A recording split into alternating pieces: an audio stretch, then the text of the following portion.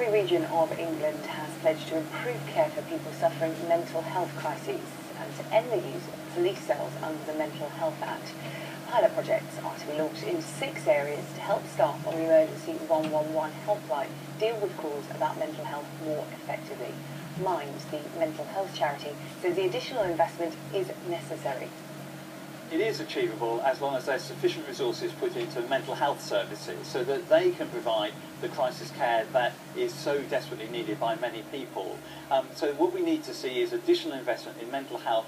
Commissioners have got an opportunity to do that now in their planning for the next year ahead.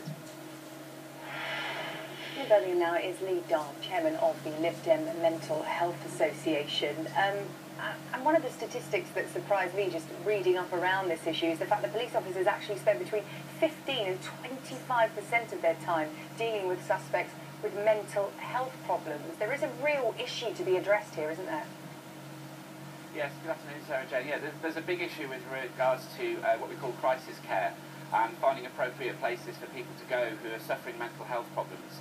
One of the biggest problems we have is especially with children, and finding them in prison cells is just not an acceptable way to deal with them. So the Concordat, as it's called, has been dealt by Mind and joined up with police services all across England, and they've all committed now, just before Christmas, they've all signed up to agree with the Concordat, which will mean that they'll have to find appropriate places for people suffering with a crisis problem. Yeah, so you call it crisis care. Talk us through a typical pattern of what may happen at the present time if the police are called, if there's somebody suffering from mental health issues. Talk us through what would typically happen and how this will now change in these pilot schemes. Sure, I mean, what happens is there's a call made with somebody with a mental health problem, and as we say, it's a crisis. And the police want to do the best they can for the people in the community. And one of the problems is somebody with a major mental health crisis issue might cause a danger to others as well as themselves, either their family or their neighbours.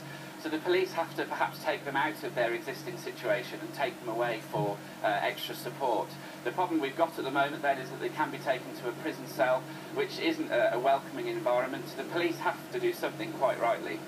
So the change that's going to be put into place is to actually get them proper treatment, either in hospital care or third sector charity care, or there's a lot of private organisations like Priory, for example, who give care. So it's about putting them in the right place so they can get the proper treatment. This is a £25 million scheme, and there's 6 areas that are being trialled, including London, Coventry and Merseyside. And mental health staff are going to be based in police stations to help them assess individuals when these crises come in, because I suppose the problem is the police have a lot to deal with and they don't have the specialist training, so they perhaps can't determine whether somebody needs specialist care or whether they are creating a social order problem. That's absolutely right. I mean, their duty is to safeguard the public and the community, and that's their focus, and that's what they rightly do. But as you say, there needs to be experts and people with proper training to be able to help them. So as well as police services, they can be mental health professionals in A&E departments as well if they come in, because we know the A&E departments at the moment are under a lot of stress this winter. So having somebody there who's trained specifically in mental health treatment can also offer better support. The charity Mind saying this is a step in the right direction, this investment is needed. But in the grander scheme of things, do you think this is just dealing with the symptoms rather than the cause? Perhaps if more money was invested in mental health in this country, it wouldn't get to the stage where police have to be called to deal with it. Yeah, well, that's the big issue, is around prevention and also dealing with stigma. There's 2 things going on. NHS England have committed to helping with prevention on physical and mental health, because the 2 aren't separate as they've been treated for so long. So prevention schemes are being put into place. So extra funding is being promised by Liberal Democrats through people like Norman Lamb and this peg for the next government. That's an extra 500 million.